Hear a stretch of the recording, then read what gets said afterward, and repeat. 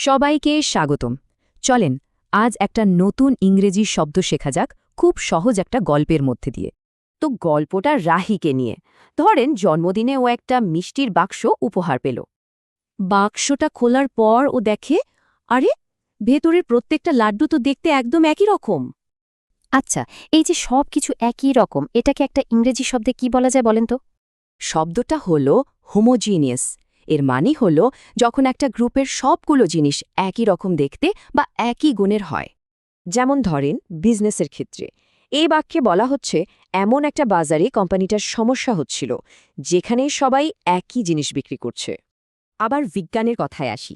এই বাক্যের মানে হলো বিজ্ঞানীরা এমন একটা দ্রবণ পরীক্ষা করছিলেন যা সব দিকে সমানভাবে মিশে গেছে।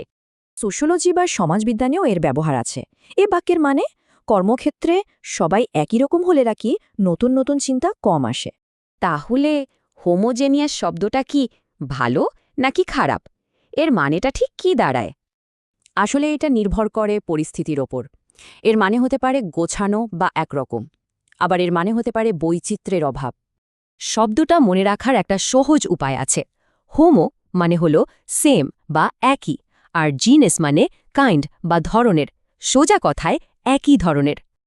এবার ভাবার পালা। একটু চারপাশে তাকিয়ে দেখুন তো, এমন হোমোজিনিয়াস কি কি জিনিস চোখে পড়ছে।